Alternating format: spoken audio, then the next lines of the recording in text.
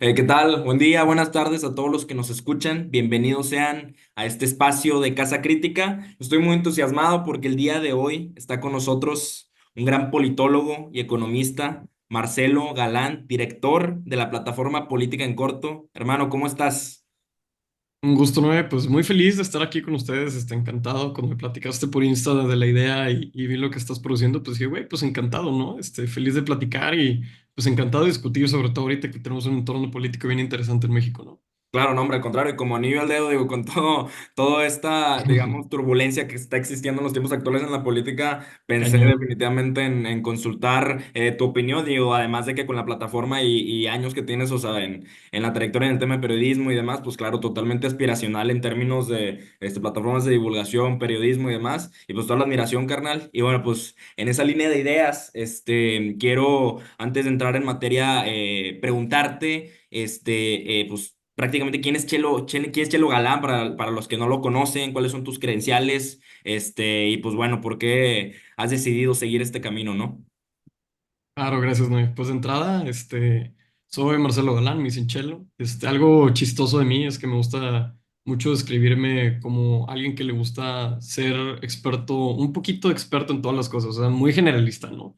Claro, Entonces, justamente yo creo que esa indecisión por agarrar un tema especializado es lo que me llevó a estudiar dos carreras, economía y gobierno y transformación pública en el TEC de Monterrey. De hecho, soy recién graduado, con mucho orgullo también del TEC de Monterrey. Y pues justamente como economista y como politólogo, digo, llevo menos de 3 meses de tener los títulos, claro. pero justo como también desde prepa, desde secundaria, como que tenía muy en claro que mi misión era como el servicio público y como esta esfera pública, porque francamente es donde creo que las cosas suceden. Y creo que es padrísimo conocer un poquito de todas las cosas que tenemos en este mundo, ya sean las finanzas, ya sea la economía, ya sea la ciencia política, Claro. todos los temas de interseccionalidad, de género, de feminismo, de ambientalismo, etcétera. Porque al final de cuentas las ciencias sociales lo que quieren pintar es una imagen de lo que somos ahorita y cómo nos podemos ver en un futuro, ¿no? Entonces, soy una persona muy aspiracional, soy una persona que le gusta saber un poquito de todo y a la vez una persona que cree que vivimos en un sistema que nos ha robado la esperanza y que es revolucionario actuar en un marco de, ¿sabes qué? No es cierto, y lo estoy demostrando con cada una de nuestras acciones. Y política en corto medio nace en ese esquema porque tú y yo escuchamos que la política es un desastre, que es un nido de ratas, que no es Claro. accesible, que es muy difícil de saberle.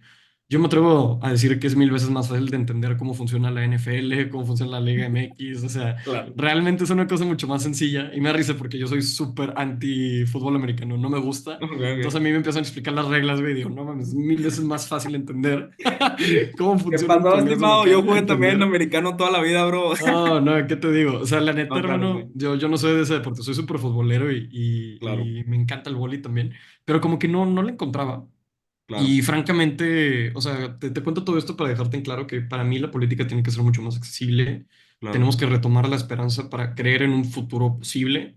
Y hablando de los futuros posibles, también entender que no solamente hay uno, sino que hay miles y hay millones de futuros posibles. Entonces, eso es un poquito de mí. Digo, lo mencioné ahorita, soy muy aspiracional. Hasta muchos amigos míos y mi novia me dicen que soy muy soñador.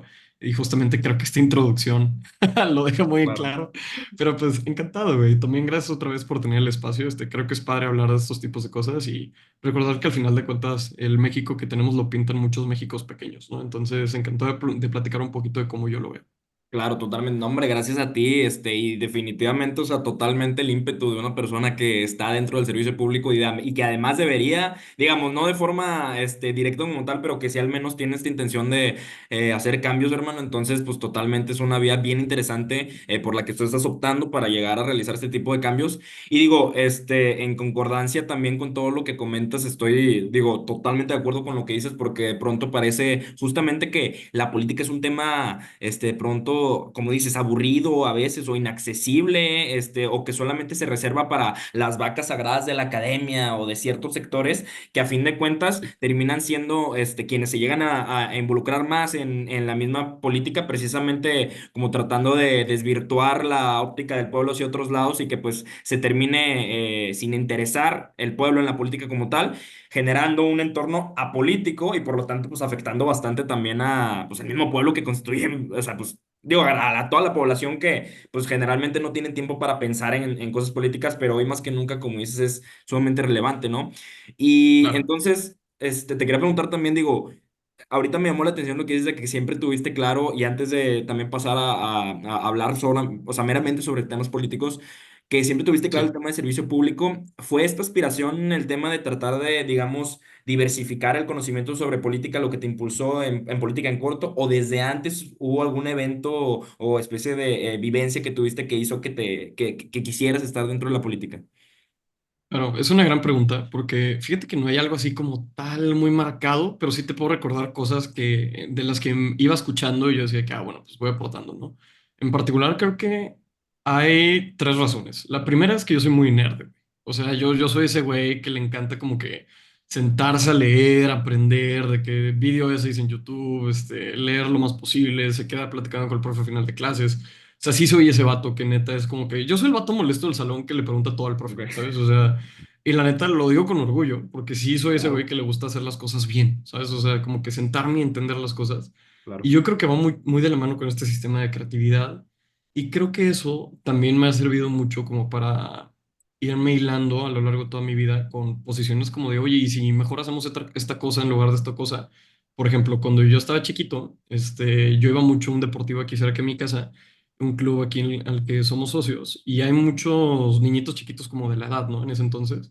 Pero por alguna extraña razón yo terminé siendo el vato que siempre decía qué íbamos a jugar, cuándo lo íbamos a jugar, qué íbamos a hacer. Claro, Oye, se me voló el balón y le tengo que decir al profe Foot que se me voló el balón. No, pues ven, yo te acompaño y le decimos. O sea, como que también sí, siempre he sido como muy de, para ponerlo en inglés, de que people's person, o sea, una persona ok, de ok, personas, en el sentido que me gusta que todos estemos bien, que platiquemos, que nos llevemos bien, que todos estén felices. claro, Eso, digo, ha tenido sus cosas buenas y sus cosas malas, porque luego también hay un sentido de perfeccionismo, pero justo como que creo que eso es algo, este es el segundo factor, creo que es algo muy importante para entender cómo me gusta ser a mí. Me gusta ser dentro de un ambiente en el que todos podamos ser, todos nos sentamos cómodos, todos claro, estemos felices.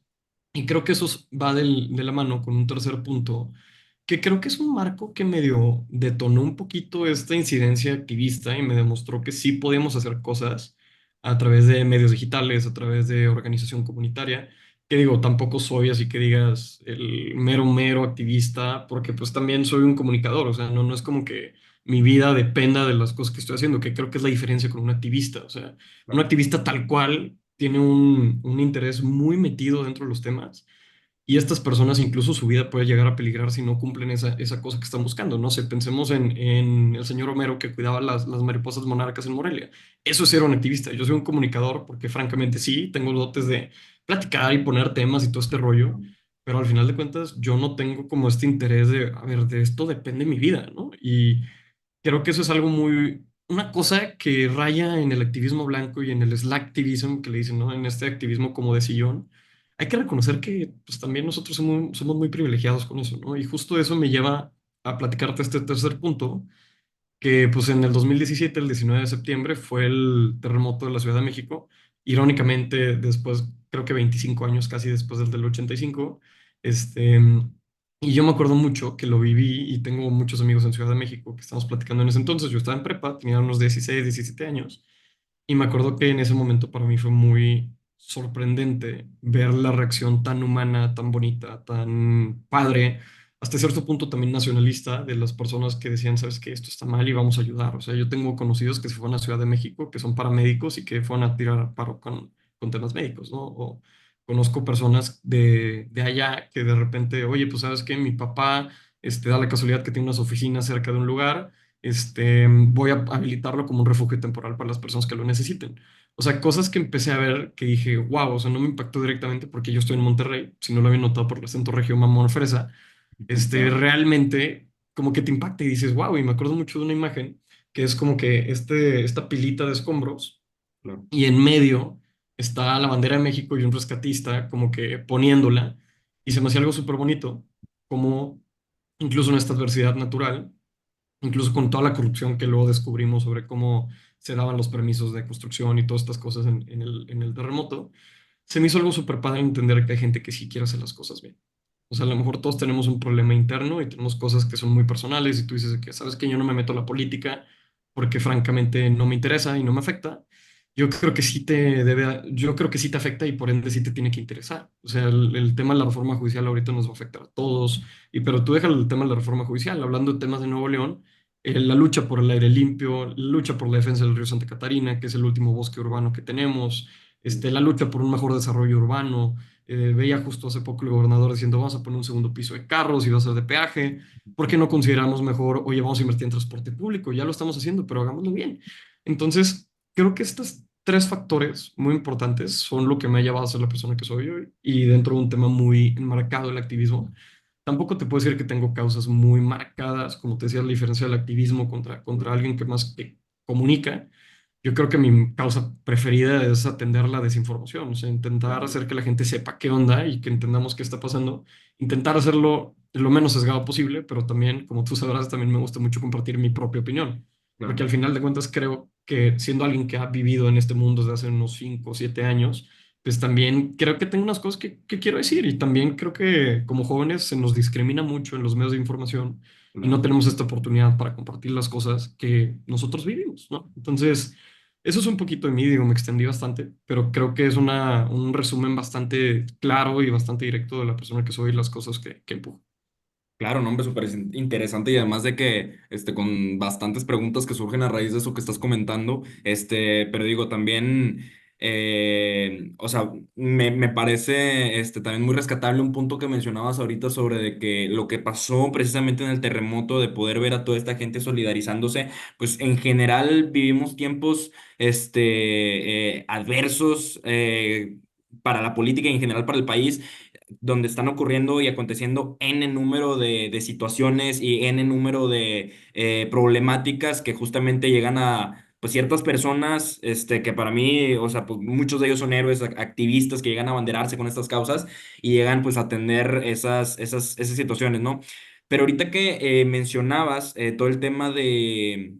Y justamente en concordancia con esto de que existen N número de causas y de situaciones en el país, me interesa también bastante saber, ¿qué le recomiendas? Digo, ahorita también quería discutir contigo, otros aforismos, pero dentro de la lista de preguntas que tenía, ahí, bueno, había planteado que qué le recomendarías a un ciudadano para estar bien informado e involucrarse en todos los temas políticos, ya sea que le afecten de forma indirecta o indirecta, para no sobrecargarse, digamos, a veces de información, ¿no? Porque de pronto vivimos en una curaduría de contenido contemporánea, a Claro. raíz de la hiperconectividad, que llega, pues también vaya, pues a sobrepasarnos, no sé cómo describirlo de forma, o sea, precisa, pero digamos que ya hasta los medios y la narrativa que hay en los mismos, pues se han convertido, en un, digamos, medio direccionador del colectivo, ¿no? Hay un documental de Al Jazeera, de Noam Chomsky, no sé si te haya tocado verlo, donde describe a los medios como un cuarto poder, ¿no? O sea,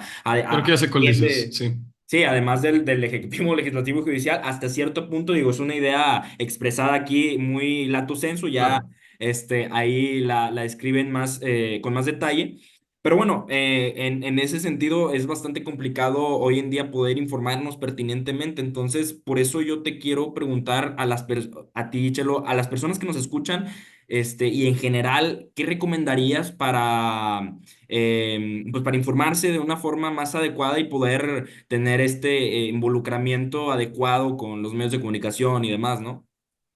Claro, pues fíjate que de entrada creo que hay que entender que sí, uno, vivimos en un contexto de hiperinformación, también en uno de hiperdesinformación, o sea, Claro. eso es algo súper importante. Y dos, creo que nosotros somos, al final de cuentas, los consumidores y nosotros decidimos hasta qué punto voy a consumir, ¿sabes? Este, y aquí yo con la reforma judicial, por ejemplo, que es, ahorita estamos grabando como unos pocas semanas, una semana creo, después de que se aprobara la reforma judicial, que fue como que el tema más polémico de estos últimos meses, en términos electorales y en términos políticos. Pues vaya, el hartazgo fue horrible. Y quiero ponerte un ejemplo de todo esto. Y es que esto coincide con La Casa de los Famosos, que es uno de los reality shows más importantes que hemos visto en la historia Sí, contemporánea de México, pienso yo, ¿no? Y da la casualidad que justo cuando la Cámara de Diputados estaba aprobando el proyecto de la reforma judicial, sacan a Adrián Marcelo, uno de los personajes más fuertes de La Casa de los Famosos, y se hace como que esta cortina de humo, ¿no? De, es que sacan a Adrián Marcelo y veía un comparativo que sí, sí. preparaba si no me equivoco, creo que es el Ibero. No me acuerdo qué centro lo había preparado, pero básicamente comparaban las métricas de interacción de Adrián Ujú. Marcelo con las métricas de interacción de la reforma judicial y creo que la reforma judicial se quedaba como 3 veces menos de lo que Adrián Marcelo había logrado. Y me puse a pensar en eso y dije, híjole, qué triste, este fue mi primer pensamiento, qué triste que la gente está viendo la casa de los famosos y no la reforma judicial. Pero luego lo platicaba con mi novia, ella es relaciones internacionales, bueno, estudió relaciones internacionales, Ujú. y justamente como que platicamos mucho de estos temas y me dice, bueno, pero es que hasta qué punto, o sea, la gente es culpable de consumir lo que quiere consumir. Y Claro. dije, buen punto. O sea, ¿por qué Sí, también yo voy a agarrar la autoridad moral y decir de que solo hay una forma correcta de claro. consumir contenido en la era digital, en la era de oro del contenido digital? Entonces, de entrada, creo que vale la pena empezar a cuestionar estos como puntos de, no, es que el pueblo es estúpido e ignorante porque ve la casa de los famosos, Sí, sí, sí. o el pueblo es totalmente razonable porque lee la jornada y reforma todos los días. O sea, francamente Claro. no. O sea, ya una vez que llegas a ver esto, te das cuenta que lo que verdaderamente es política es la decisión de la persona que se levanta a las 3:30 de la mañana para alcanzar un autobús a las 4:30 para llegar a su trabajo a las 8 de la mañana. O sea, Claro. realmente te das cuenta que hay muchas cosas que son decisiones políticas que están fuera de los medios. Y eso es lo que yo creo que no hemos logrado entender en estos últimos años, de que la política también se sale del celular. Y creo que eso es algo bien importante, sobre todo teniendo personas como Samuel García, Mariana Rodríguez, que se han convertido en estos bastiones de la comunicación política digital. Claro. Entonces, todo esto te lo comento para terminar diciendo que la política nos atraviesa por todos lados, ¿no? Claro. La vemos mucho y la compartimos mucho en los medios de comunicación. Y yo comparto esta idea de que sí puede ser manipulada la percepción de ella a través de este cuarto poder de las redes de información. Lo he visto a lo largo de estos últimos casi 4 años, 5 años de política en corto. Y la verdad lo entiendo bastante bien también siendo politólogo y estudiándolo. Pero para las personas que a lo mejor nada más ven nuestro contenido, lo leen y solo se quieren informar, es a través de esas pequeñas incidencias donde ellos ven la política suceder. Entonces también nosotros como medios somos corresponsables de la crisis de literacia mediática que tenemos. O Claro. sea, por eso política en corto se llama así, política en corto. Te vamos a enseñar en menos 5 minutos, que hasta se me hace mucho, considerando ahora que tenemos a TikTok como rivales con videos de menos de un minuto, para que te informes en corto. O sea, si te fijas en nuestras columnas, por ejemplo, una que se viralizó hace poco, que escribí que se titula Que no le sorprenda la aprobación de la reforma judicial. O sea, esa columna, literalmente me tardé 10 minutos escribiéndola, otros 10 minutos pasándola a Canva y poniéndola con un formato de texto grande, estructurándola, mandándola al comité editorial. ¿Les gustó? Simón, la subo. No me tardé mucho, pero también porque lo puse en palabras que usamos todos. Literal, Claro. hasta hay unas maldiciones de repente, hay Sí, sí. typos, hay cosas que también dices, es que sí habla la gente. Y Claro. francamente, como medios, creo que tenemos esa corresponsabilidad de hablar el idioma de las personas. Y no en un sentido de minimizar el diálogo, sino de no solo educar, sino también como hacer y compartir esta noticia de una forma que sea ampliamente accesible. Y yo creo que eso es algo súper importante para entender que esta crisis mediática que tenemos la podemos contrarrestar. Y la podemos contrarrestar tan solamente entendiendo que la política nos intersecciona de muchísimas formas y que como nos intersecciona de muchísimas formas, la vivimos de muchísimas formas, no Claro. solo en el celular. Y eso es lo importantísimo, crear la imagen de, ¿sabes qué? Esta decisión que tomó López Obrador te va a afectar de esta forma. Y creo que eso es algo muy relevante. Te digo, derivé un poquito, pero quería explicar todo el contexto en el que estamos haciendo las noticias. Claro, totalmente de acuerdo. Digo, antes de pasar lo que te quería comentar, vi hace poquito un meme que decía, güey, de que la reforma judicial fue una cortina de humo para tapar la salida de Adrián Marcelo, güey, al revés. No, yo también lo vi Sí, y güey. justamente por eso mencioné cortina de humo, porque mucha gente trae la idea de que sí lo fue. Digo, no sé, o sea, Televisa también para contexto es de las instituciones que más dinero público reciben del Estado. Entonces, también Claro. así, si te avientas una opinión salvaje, pues a lo mejor no está tan lejos, ¿no? Sí, no, te digo, pero Entonces, que lo ponían al revés, güey. O sea, que la salida de Adrián. No, que la reforma había sido la cortina para tapar lo chido que ah, él. claro. Sí, sí, Sí, lo vi, sí lo vi, sí, sí sí, lo vi. güey. Pero como quiera, pues Que no, la no está tapar. lejos. No, no está lejos. Yo sé, güey. No, pero fíjate, súper interesante lo que me comentas, Chelo, porque he visto, te digo, ahí lo que mencionabas ahorita de la literacia audiovisual, de pronto se ha vuelto, digo, pues, estos intentos de alfabetización, digamos, para combatir la misma desinformación ya se han visto también en programas gubernamentales, no de México, pero lo he visto en otros países y de pronto se me hace bastante interesante porque yo también tenía bien arraigada esta idea de, oye, sí, güey, es que debe haber alfabetización audiovisual y todo esto, pero ahorita que tú lo mencionas de, oye, pues es que también tenemos que cuestionarnos qué es realmente lo que hace que las personas consuman cierto contenido y hasta dónde pues llega también, pues digamos, como esta especie de derecho de que ellos también deberían de poder consumirlo, ¿no? O sea, Claro. y digo, pues allende de checar las agendas detrás y el cui bono de quién se beneficia y demás, pues ver la forma, como dices tú, de poder brindar en un lenguaje más accesible porque de pronto, no sé, o sea, puede parecer que el hablar a veces, como dices tú, hablar con términos rimbombantes, pues a veces llega pues sí, a tapar un poco la Sí, intención de las personas de poder involucrarse y el chiste es, y de nuevo, como dices tú, no porque la gente no lo llegue a comprender, pero a veces hay gente que precisamente son analistas políticos, estudiaron eso y llegan a elevar todavía más a conceptos que la gente no entiende y es como si un médico hablara pues, de puros conceptos médicos, ¿sí me explico? O sea, entonces el totalmente. poder explicarlo de esa forma, pues de pronto se vuelve totalmente un ejercicio. Sí, sin Y duda. bueno, pues también ahorita que mencionabas este tema, ya para poder abordar algunos temas más en boga, y digo que están aconteciendo actualmente en el país, te quería preguntar pues por este tema que estábamos mencionando, la reforma judicial, ¿qué nos pudieras Sí. decir? ¿Qué es la reforma judicial y qué va a cambiar en caso de su aprobación? Bueno, de entrada, gracias por eso. Creo que es padre cuando le preguntas a un politólogo qué opinas, porque tengo una maestra, bueno, tenía una maestra, porque ahorita ya Claro. se cambió de campus. Ella decía que los politólogos somos muy afortunados y a la vez muy malditos, porque somos expertos en la cosa más común del mundo y eso es la política. O sea, quieras o no, eso está chistoso porque es como llega tu tío en la carnita asada de que, no, hombre, mijo, Morena quiere satanizar a los bebés. No, hombre, mijo, Claudia Sheinbaum te quiere robar lo que traes ahí abajo, y no sé qué. Y dices, güey, ¿qué es esto? Sí, O güey. sea, Totalmente, genuinamente, güey. o sea, son cosas que dices, güey, no mames. Y me ha pasado en reuniones familiares que me preguntan cosas que digo, güey, no mames. O sea, o me mandan fake news y digo, güey, pues no. Entonces, encantado de platicarlo. Y mira, la reforma judicial, yo creo que hay que entenderla, digo, intentando ser lo más neutro posible. Es una reforma que nace después de múltiples intentos de López Obrador por pasar algunas reformas que la Suprema Corte de Justicia de la Nación, en sus competencias, eso significa que pueden hacer esa tarea que están haciendo. Ok. Básicamente dicen, ¿sabes qué? Pues este proceso legislativo estuvo mal hecho, entonces necesito que lo vuelvas a repetir y por ende tu producto final no va a pasar. Entonces, estamos pensando en un entorno en el que hay como un combate entre el Poder Judicial, que son los jueces, cortes, magistrados, etcétera, y el Poder Ejecutivo, que es el presidente, la Secretaría de Estado, ¿no? Por ejemplo, Secretaría de Economía, Secretaría de Comunicaciones, lo que tú quieras, ¿no?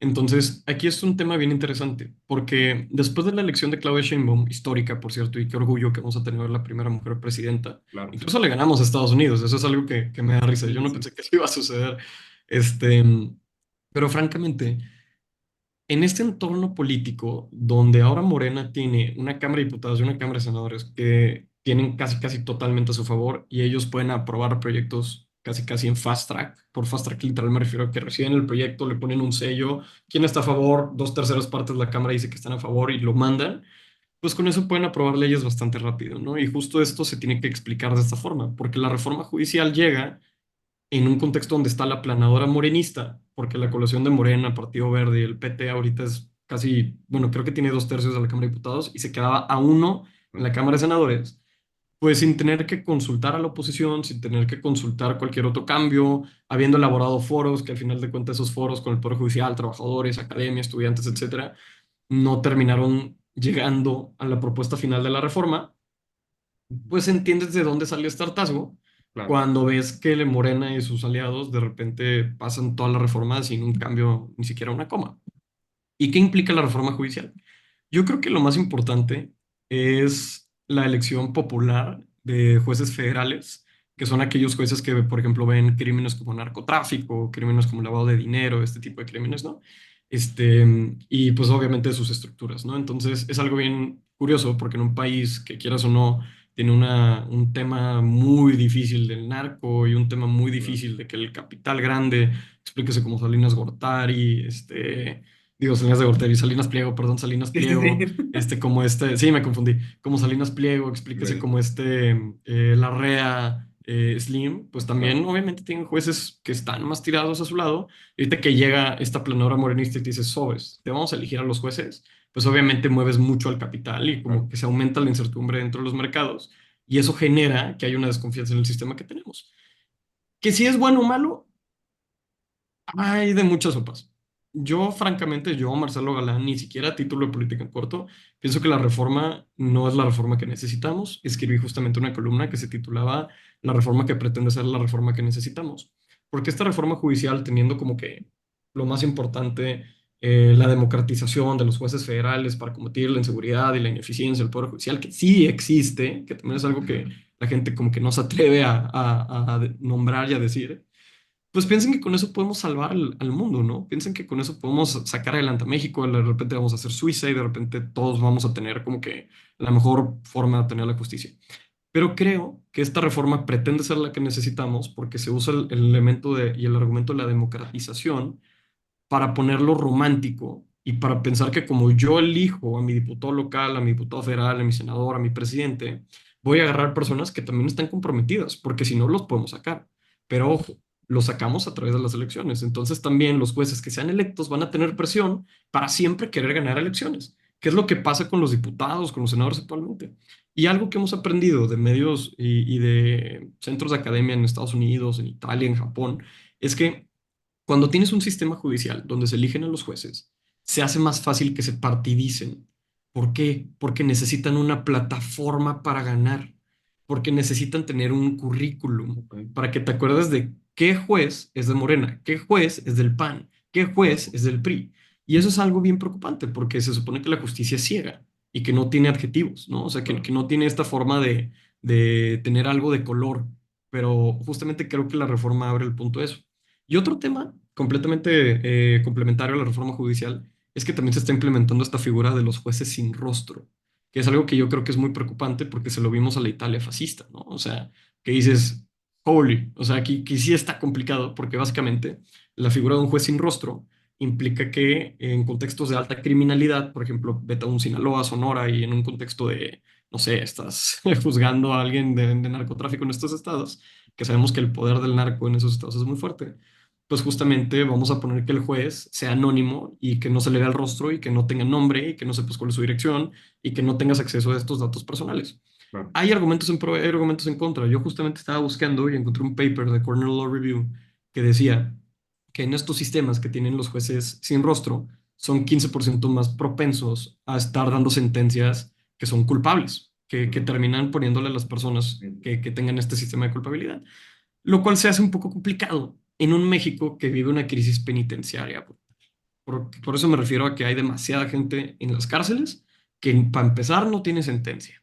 El otro día sacábamos una columna en Política en Corto con mi amigo Alex Batista, donde encontrábamos que alrededor, si no me equivoco, del 44% de toda la población mexicana en las cárceles no tiene sentencia ahorita.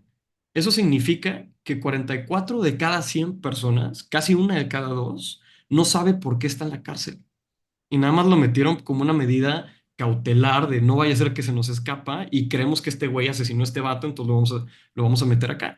Y eso es una obvia violación a los derechos humanos. Entonces ahora combinemos los dos factores. Combinemos, esta se llama prisión preventiva oficiosa, este Claro. esquema. Combinemos el hecho de que tenemos un sistema judicial y penitenciario que básicamente arresta personas sin fundamentos, una de cada dos personas, por un lado, y ahora lo combinamos con los jueces sin rostro y nos damos cuenta que no tenemos un acceso a el derecho humano que tenemos todos a un juicio libre y justo. Claro. Entonces, creo que eso es algo muy preocupante de la reforma. Y francamente, creo que es un debate que me molesta mucho que no se ha podido tener, porque dentro del oficialismo, es decir, Morena, Partido Verde, Partido del Trabajo, estos partidos han estado enfocados en empujar la agenda democratizadora de la reforma y decir que esa es la solución de todo. Y yo justo llamaba a esta reforma una aceite de serpiente. Ok. Chochitos, si lo quieres ver así. Ok. Es básicamente aventarte el que te valga madreol que se avientan los viejitos antes de irse a dormir, porque suponen que les va a ayudar a dormir. pero totalmente no. No hay fundamento médico, no hay fundamento científico, no hay fundamento absolutamente Sí, nada que democratizar el sistema de justicia va a mejorar nuestro acceso a la justicia. Y ojo, yo soy una persona que defendió al INE, soy una persona que está totalmente en pro de la democracia, me llamo demócrata, pero claro, también entiendo que hay contrapesos que construyen la democracia. Y eso es algo bien importante, porque el punto de tener esta división de poderes del Ejecutivo, Legislativo, Judicial, es que este triangulito, ninguno de los dos vértices sea más fuerte que el otro. claro. Entonces, de los tres vértices, perdón, sean más fuerte que el otro. Entonces, si hay un balance sano entre judicial, ejecutivo y legislativo, judicial otra vez, cortes, ejecutivo siendo el presidente, legislativo siendo diputados y senadores, nos damos cuenta que tenemos un Estado de derecho sólido y que puede mejorar. Entonces, eso es un poco de lo que implica la reforma judicial. Otra vez, yo te lo estoy dando de mi perspectiva. A lo Claro. mejor alguien te va a llegar a decir, oye, Chelo, pero es que yo soy familiar de una víctima de violación y la Suprema Corte no ha podido atender mi trámite desde hace 3 4 años, que son cosas que suceden. O a lo mejor, oye, pues yo quería sacar un amparo porque, no sé, mi novia se embarazó y queríamos abortar y pues en mi estado no es legal, o mejor dicho, está penalizado, y se han tardado 5 años, el bebé ya nació, ya lo estamos Sí, pagando el kinder. O sea, la justicia al final de cuentas termina siendo muy lenta por todos los sí, sí, procesos sí. que tenemos que llevar a cabo. Y tú eres abogado, o sea, tú lo entiendes bastante Claro. bien. Entonces, creo que esa es mi opinión dentro de todo esto. La reforma judicial no la voy a llamar un retroceso democrático porque no creo que lo sea. Y es más, hasta creo que no va a ser tan sustancial como creemos que va a ser. O sea, Ok. al final de cuentas faltan muchas leyes por promulgarse para instrumentar todo esto que estamos haciendo en la Constitución. ¿Y a qué me refiero por esto? Que falta dictaminar a ver cómo van a ser las elecciones. ¿Quién es capaz de estar? ¿Cómo se van a evaluar? ¿Qué pasa si hay una impugnación a una elección? ¿Quién lo va a evaluar? ¿El Tribunal Electoral o la Suprema Corte? Claro. ¿Cómo vamos a elegir a los ministros en 2025? O sea, cosas que nos faltan muchas preguntas por responder.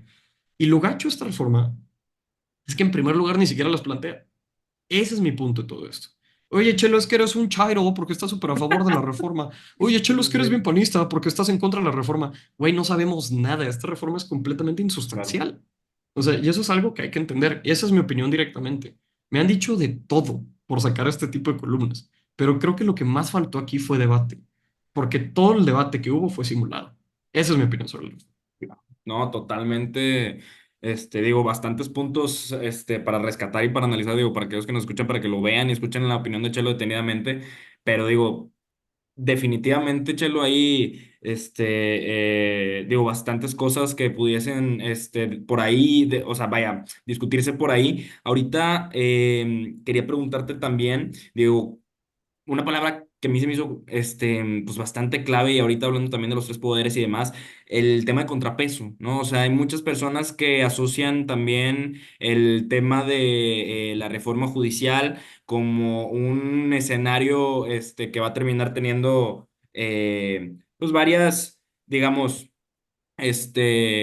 externalidades más negativas que positivas, también en concordancia con lo que está aconteciendo en el Congreso con el tema de la representación hegemónica, ¿no? Entonces te quería preguntar a ti, ¿qué es la representación hegemónica? O sea, tal cual lo estamos viendo, y si tú piensas que tendría alguna especie de relación con esto de la reforma judicial. Y bueno, también la reforma hegemónica por sí misma, perdón, la reforma hegemónica, la representación hegemónica por sí misma en el Congreso, ¿cómo nos Claro. llega a afectar o qué es lo que llega a representar para nosotros como ciudadanos en general?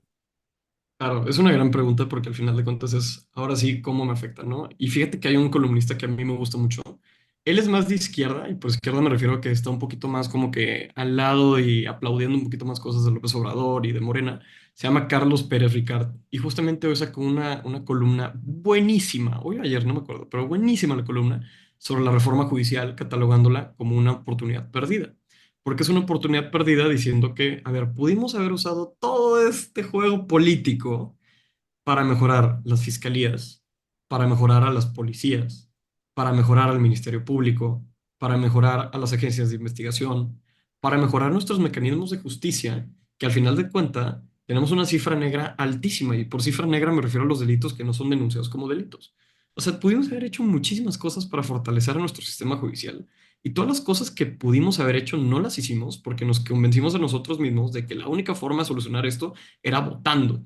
Y justamente Pérez Ricard en su columna explica esto, o sea, explica cómo fue una oportunidad fallida en el sentido incluso para el oficialismo morenista, diciendo que, oye, a ver, tuviste tanto poder y ahorita incluso los costos políticos, que van a ser muchos. Pienso, por ejemplo, en el senador Yunes, que digo, más allá de que es alguien totalmente una rata genuina de la política, y se lo digo así tal cual, él y su familia, pues fueron expulsados del PAN después de dar el voto decisivo tras traicionar al partido, no sorpresivo, se acercaron a Morena, los batearon, ahorita quedan totalmente, su barquito queda flotando en medio del mar porque es demasiada incertidumbre lo que están viviendo.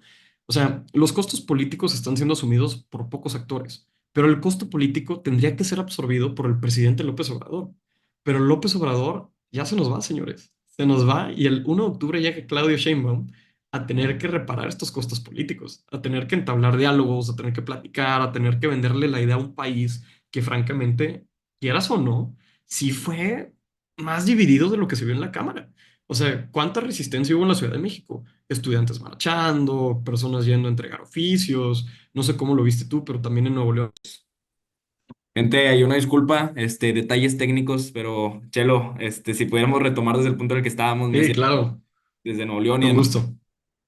Sí, o sea, te decía que justo la oposición a la reforma judicial fue bastante sonora. O sea, es la primera vez que la oposición actuó como oposición, se dieron cuenta muy tarde de eso. Y se dieron cuenta que la forma de hacer también, notar que tienes peso político, es sacar a la gente a la calle, o sea, ir a Claro. marchar, empezar a, digo, tomaron hasta el Senado, tomaron la Cámara de Diputados, o sea, creo que son acciones valiosas. O sea, a ver, no justifico la violencia, o sea, justamente veía que Luis Donaldo Colosio le aventaron gasolina en la cara durante la votación, Claro. y eso obviamente está súper mal. La gente tiene su derecho a manifestarse sin problema alguno, pero justamente creo que hay excesos que tampoco tenemos que hacer, ¿no? Entonces, Claro. creo que eso es un tema que tenemos que entender para las protestas, pero justamente como acción política, a mí me sorprendió que la oposición nunca entendió que tenía una base prácticamente en todo México, que son los trabajadores del Poder Judicial que están en paro, para aprovechar y empezar a hacer marchas gigantes a través de ellos. O sea, creo que fue un fracaso total de la oposición hacer este tipo de cosas, pero también que el fracaso de la oposición no señale el fracaso de la crítica entendida, inteligente y bien pensada de las personas que creemos que la reforma judicial no va a ser beneficiosa. Entonces, al final de cuentas, esos políticos los contratamos a través del voto, pero son representantes nuestros y no dicen el 100% de las cosas que tenemos. Los Yunes son el mejor ejemplo. ¿Tú neta crees que ellos trabajan por un mejor Veracruz? O sea, francamente no creo. Y eso es una opinión mía personal y puede aplicar a muchísimos senadores. Entonces, al final de cuentas, creo que en este marco de la reforma judicial es bien interesante empezar a entender que sí nos va a afectar pensando en que va a ser un punto, este fue un punto crítico de la historia política mexicana, porque efectivamente cambiamos drásticamente cómo va a operar un poder.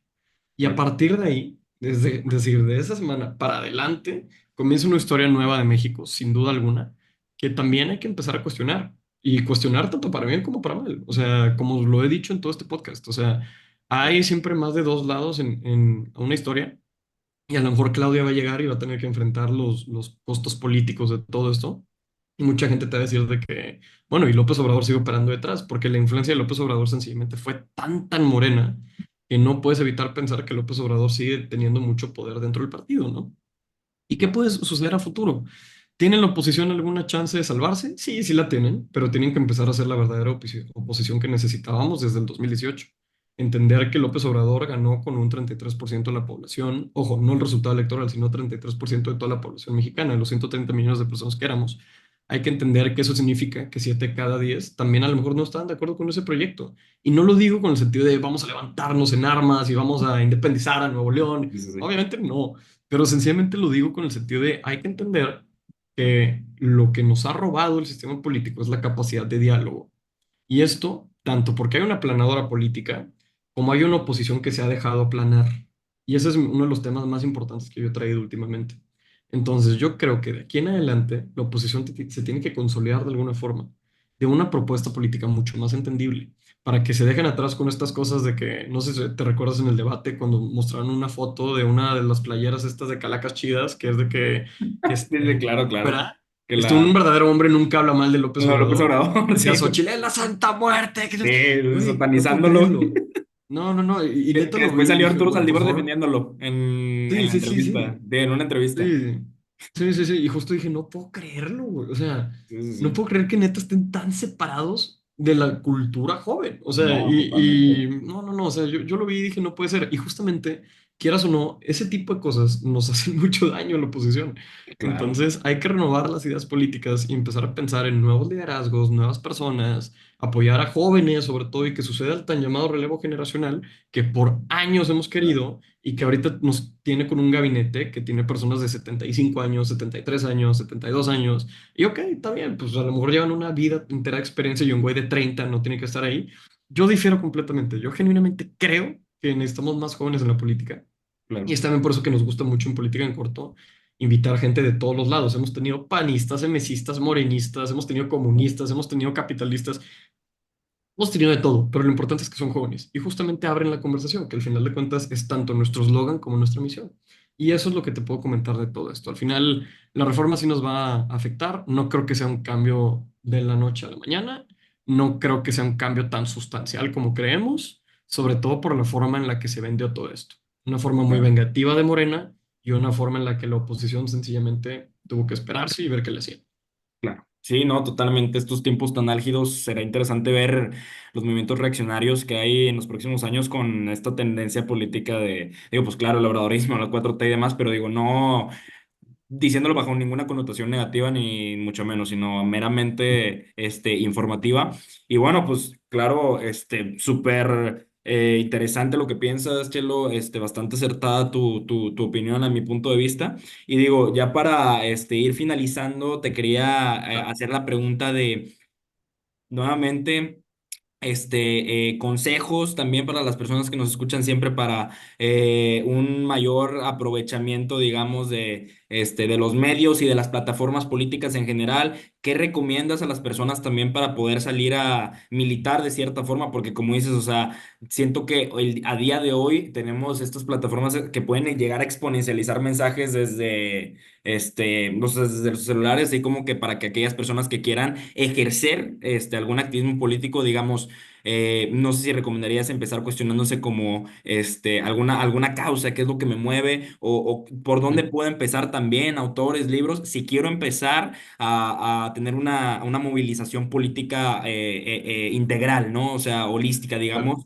que pudiese llegar a pues, tener un impacto. Fíjate que es una gran pregunta porque creo que aquí mucha gente te diría de que no, léanse tal libro de Denise Dresser Sí, o sí, chequen sí. este libro de Reforma. Para mí es completamente lo contrario. O sea, lo más importante para agarrar todo este tema político, primero es obviamente reconocer el privilegio que tenemos de hablar de política, Claro, porque también algo que iba a mencionar antes es que cómo no somos un pueblo que a lo mejor no está tan consciente y que no tenemos tanta como alfabetismo literario y mediático cuando al final de cuentas México es el país que más trabaja de la OCDE. Nos metemos claro, una friega. O sea, la otra vez veía un dato en Nuevo León que creo que la jornada laboral era alrededor de 11 horas diarias, cuando obviamente pues eso supera las 48 horas semanales. O sea, hay que entender también que vivimos en este sistema que nos inhabilita políticamente por su estructura económica, ¿no? claro, Y eso para mí es algo importantísimo, porque ¿cómo espero yo que la persona que se tiene que partir la madre levantándose a las 3 de la mañana para alcanzar el transporte público, para llegar a las 8 para aventarse 10 horas de trabajo, regresarse otras 2 horas a su casa y llegar a su casa a las 9 de la noche para volver a repetir a las 3 y media de la mañana? ¿Cómo espero yo que tenga tiempo para hacer política? claro, ¿Me explico? Y eso es algo cañón que primero tenemos que entender. claro, Ahora, hay gente que lo hace y qué orgullo y tiene que suceder. Pero las personas que no vivimos ese tipo de situaciones, yo creo que mínimo moralmente tenemos esta responsabilidad de saber qué está pasando. Y no claro, solamente el saber qué estás pasando porque mi papá me dijo, o porque mi tío me dijo, o porque el sacerdote me dijo. Francamente, tenemos que empezar a entender que la política nos atraviesa por muchos lados. Y hay algo que a mí me encanta y te voy a poner un ejemplo de una gran forma de hacer acción política. Hay un colectivo en Monterrey que se llama Un Río en el Río. Y estos chavos lo que hacen son varias organizaciones que cuidan el río de Santa Catarina y lo que hacen es, por ejemplo, una vez al mes hacen picnics y hacen como fiestas y hacen como meets, de que hacen como que claro, meetups padrísimos de jóvenes, mayormente entre 20 y 40 años, y son personas que se van así un domingo, como si fueras a Calzada del Valle aquí en San Pedro, pero en lugar claro, de irse para allá se meten al río y se meten a catalogar las especies de insectos que hay, a tomarle fotos al río, hacen como dinámicas padrísimas. La otra vez veía una amiga mía que hizo unos audífonos que se conectaban con unos tubos de PVC y conectaban con el río. Entonces mira, tú metías el agua, o sea, metías un cordón al río y claro, escuchabas como lo que sonaba el río. Entonces era como que una intervención artística padrísima de esto suena el río, esto suena la naturaleza, que en un Claro. Monterrey, que es una jungla de concreto, es Ujú. algo revolucionario. Y Sí, dices, claro. wow, o sea, y ahorita que tuvimos el huracán Alberto, que vimos el río Santa Catarina lleno de agua, obviamente preocupado por las vidas humanas posiblemente en riesgo, pero también yo me puse a pensar, yo quiero un Monterrey con agua, yo quiero un Monterrey que tenga eso y que pueda haber un río todos los días. No tiene que estar Claro. seco. O sea, ¿por qué tiene que estar seco? Y me encanta porque estos chavos lo hicieron de una forma lúdica y de una forma muy padre, donde vas con tus compas, te llevas bocinas, sales a hikear, haces deporte. O sea, y se me hace padrísimo. Y eso al final de cuentas es política porque te das cuenta que, güey, tenemos que cuidar esto, ¿no? Claro. O sea, se me hace algo muy valioso. Lo mismo es el Parque Chipinque, que al final de cuentas todos lo queremos mucho y entendemos el valor de los cerros porque el Parque Chipinque está llevando a cabo campañas de concientización, tiene museos, tiene cafecitos al lado para que te sientes con tus compas, hasta hay gente que se da las dates ahí, de que padrísimo, o Exacto. sea, Ujú. creo que esa es una forma de hacer política, y la Claro. gente piensa que es, no, tengo que leer a Karl Marx y tengo que leer no sé qué, y a ver y entender la cultura crítica de no sé quién. Ok, sí, pero tampoco eres un estudiante, o sea, tú también... Al final de cuentas, la participación política, pienso yo que un componente esencial para impulsarla es que sea divertido, es que sea padre, es que sea algo interesante. Y si tú lo encuentras a través de la sátira política, que si un TikToker hace un sketch o algo, oye, Claro. chingoncísimo, pero te estás informando. Por eso también Broso, que ahorita están latinos antes en otros Claro. medios, es tan bueno porque el vato quemaba a todos y te daba Sí, risa sí, y como sí, que te sí. politizaba, ¿no? O Claro. sea, yo al final de cuentas creo que el humor, la emoción, la diversión son grandes canales de acción política. Y también ya cuando lo haces de una forma colaborativa es genial. Entonces, mi recomendación puntual es encuentra ese tipo de actividad. O sea, puede ser irte de hike a la Huasteca, puede ser irte a caminar con los de un río en el río. Por ejemplo, también está Pueblo Bicicletero, que organizan rodadas en bicicleta, que te enseñan a andar en bicicleta si no sabes, y salen en las noches ya que no hay tanto tráfico, y se van en estos autobuses gigantes, bueno, le llaman autobuses, pero son como que piensan un chorro de gente en bicicleta, ¿no? Entonces le dicen de que vamos en estos autobuses de bicicletas y van como que separados por lotes, ¿haz de Sí, cuenta? sí. Entonces van avanzando por todo Monterrey y es otra forma de ver a la ciudad, porque tú y yo estamos acostumbrados al tema de ir en carro con clima, hasta te da frío, le subes un poquito, y estás ahí atorado y de repente volteas y está todo este bicibús pasando en medio de ti, casi casi como pájaros pasando enfrente tuyo. Y dices, qué fregón. O sea, ese tipo de cosas, estos activismos que nacen desde una idea de vamos a involucrar a la gente, vamos a crear comunidad y que se la pasen bien, creo que están directamente relacionados al éxito de sus movimientos. Y lo hemos visto últimamente con el renacimiento del movimiento en pro del desarrollo urbano en Nuevo León. Entonces es algo padrísimo, neta me encanta ver este tipo de interacciones y yo invitaría a que la gente haga eso. A ver, ¿tú quieres empezar a correr? Va, vete a correr y date cuenta de lo mal que están las calles y te vas a dar cuenta que a lo mejor vale la pena juntarte con más personas, entregar un pliego petitorio al Congreso que diga, güey, me tienes que arreglar esta banqueta, la de right now. O sea, Claro, claro. francamente creo que esa es una forma obvia de hacer ciudadanía y mucha gente se saca de onda, oh, pero es que toma tiempo y así. Pues sí, si toma tiempo, júntate con más personas y Claro. así nos dividimos tareas. O sea, también es una forma bien interesante. Participa en tu comunidad, participa en el consejo de vecinos, asiste a las cosas que puedas ir, e incluso en la misa, o sea, terminando misa, ya ves que están estos grupos de escuadrón y otro tipo de cosas, pues Claro. participa, conoce a tu vecino. Por ejemplo, Noé, ¿tú te sabes el nombre de tu vecino ahorita? La neta, muy leve, o sea, si acaso. Exacto, o sea, como que tenemos que generar esta conexión y si no la Sí, claro. generamos, no vamos a poder hacer acción política. ¿Cómo voy a llegar con mi vecino a decirle, güey, tenemos que defender al INE si ni Sí, siquiera me sé su nombre? claro. Entonces, son cosas bien interesantes de la forma en la que podemos hacer la ciudadanía y yo creo que se tiene que hacer un colectivo, se tiene que hacer lúdico, o sea, se tiene que hacer divertido y hay muchas formas distintas de hacerlo a través de un libro, leyendo, gastando tiempo, que también es muy tedioso, güey. Y los politólogos, tú lo dijiste antes, muchos pecamos de hablar demasiado mamador, güey. Entonces también hay veces que dices, nah, esto no vale la pena. Entonces, les voy a ahorrar la lectura de muchos libros y les voy a decir, salgan, hagan las cosas que más quieren hacer. Y si se dan cuenta que hay un impedimento y lo pueden arreglar a través de, no sé, mejor alumbrado público, mejores instalaciones, etcétera, el Estado está ahí porque tiene que garantizar. Pienso yo. Claro, no, hombre, totalmente. A mí me remitió a esta frase o aferismo que dice de que todo acto es un acto político y yo le añadiría, si le das ese enfoque. ¿no? Entonces, ya lo escucharon, gente de una mente brillante, Chelo, muchísimas gracias y neta, Gracias, hermano. toda la admiración y respeto para lo que haces y para todo tu trabajo. Un agasajo escucharte, hermano, de todos los temas con vasto conocimiento y bueno, antes de dar la despedida del programa, no sé si quisieras dar un último mensaje, mentada de mar, anécdota, algo, lo que quieras. Pues claro, nada más agradecer, pues encantado, güey. La neta, chingón que pudimos platicar, güey. Ojalá algún día nos podamos ver en persona también.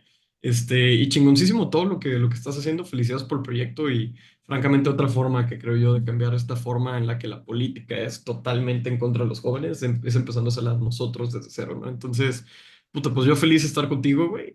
Mentada de madre al sistema súper horrible A de huevo. desarrollo urbano que tiene Monterrey. Eso es lo que a mí me politiza mucho últimamente. Gastar 3 horas en el carro es mortal. Sí, güey, qué chingados Entonces, tráfico, creo güey. que La vida es un la vida infierno. se nos está yendo en el tráfico. Entonces, nada más mentarle la madre al tráfico de Monterrey. Y fuera de eso, pues agradecerte, güey. Pues encantado de coincidir contigo, güey. Qué chingón proyecto y cualquier cosa que necesites, pues ya tienes mi contacto. Perfecto, no, hombre, igualmente, hermano, cuento conmigo para todo y muchísimas gracias nuevamente por haber aceptado la invitación, darnos esta plática y muchísimas gracias también a todas las personas que nos escuchan en esta edición de Casa Crítica. Recuerden, vamos hacia un mundo crítico. Hasta luego. Ya, nos vemos.